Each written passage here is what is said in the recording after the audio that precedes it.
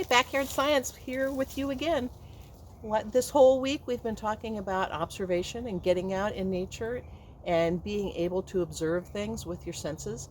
Hopefully you saw some cool stuff and you were able to do some thinking about what you were seeing.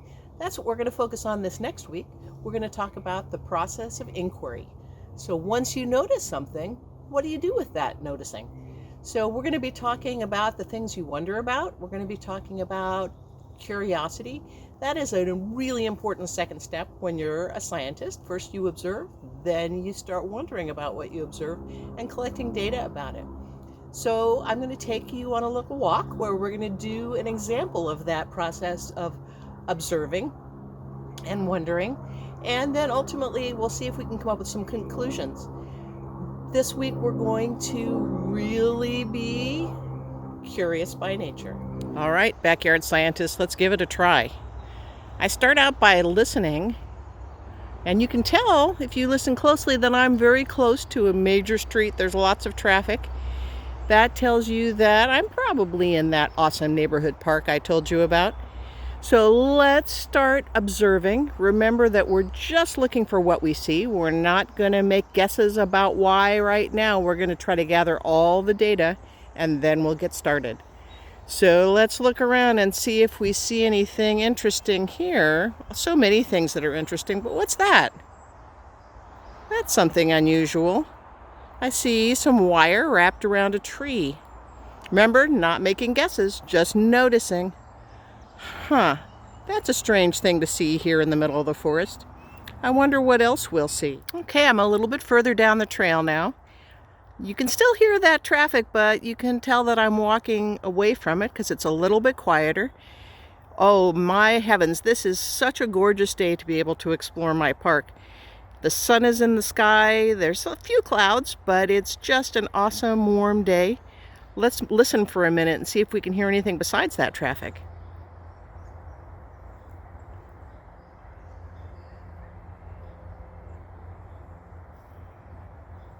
Did you hear birds? I can hear them, but they kind of headed off when they heard me making noise. So maybe they're pretty quiet. Maybe you can't hear them, but there are definitely birds around and they're cheeping and making their other noises.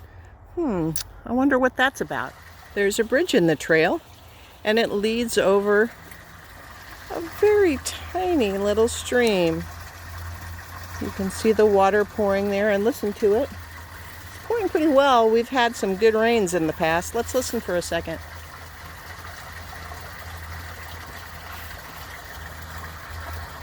So water running pretty fast and not very much volume though.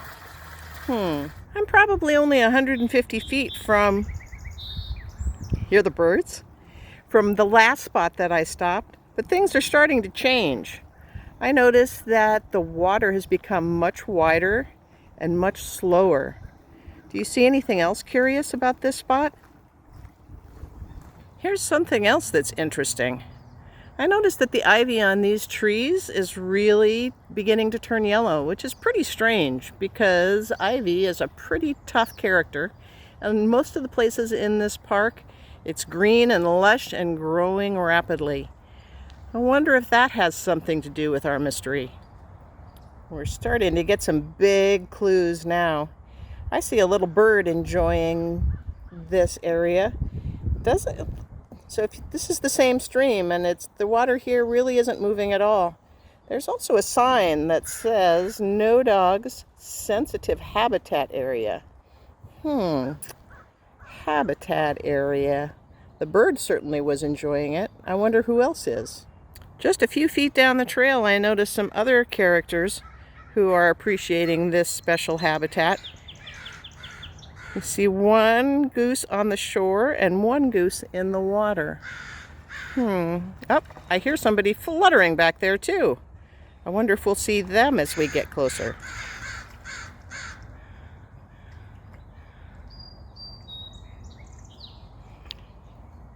I'm noticing a behavior we often see with ducks in the water. I'm not making guesses about it right now though. I'm just noticing.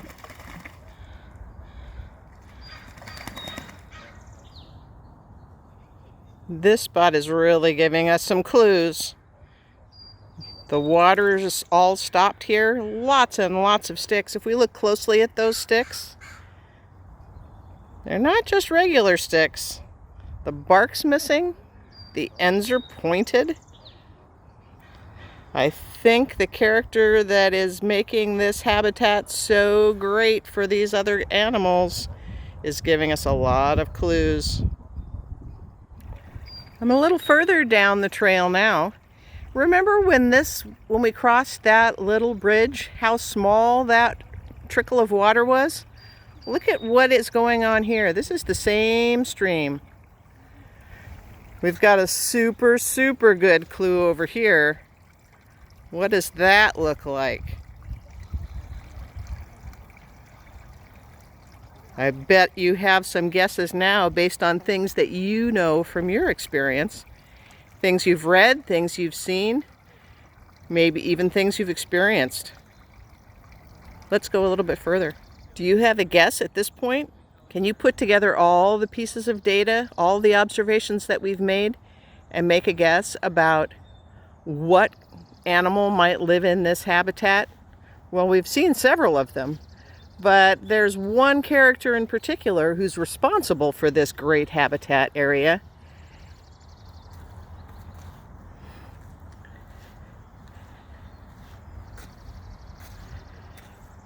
If you guessed beaver, you were right.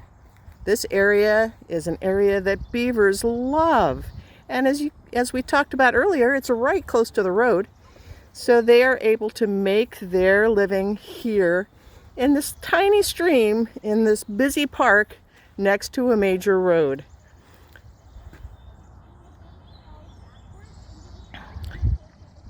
If you guess some other animal, that is not a bad thing. Scientists make guesses using the information they have. If you already knew that beavers like to chew down trees, you had a big head start. But not everybody knows that. And when you're looking at things you don't know anything about, it's important to wait. Don't make guesses. Use your observations until you've gathered all the data. All right, we've done some walking, some observing, and making some guesses about what might be going on behind the scenes when we walk in our neighborhood, in our backyard, even inside our houses. There's always mysteries around, and using the scientific method, you can try to get to the root of some of those mysteries. So when we did that, did you find that it was hard to not start making guesses right away? Most of us find that it really is. So keep that in mind as we go forward, that we're going to really focus on observing what are you seeing and not interpreting. Oh, I think that is right off the bat. So over the next bunch of videos, we're going to be doing some observing in different areas around where your instructors live. And I think you'll see some interesting things. I have one last puzzle to put in front of you, though. As I was walking, after I made that first part of the video, I found something that was very mysterious. And I want to see what you think it might be. So I have a little short video clip of, I'll call it the Tree of Mystery. You see what you think. If you have a guess, put it in the comments below. I'm not sure. I put my ear up to the Tree of Mystery, and I know there's something going on, but I'm not sure what it was. So give us your comments. Let us know what you think.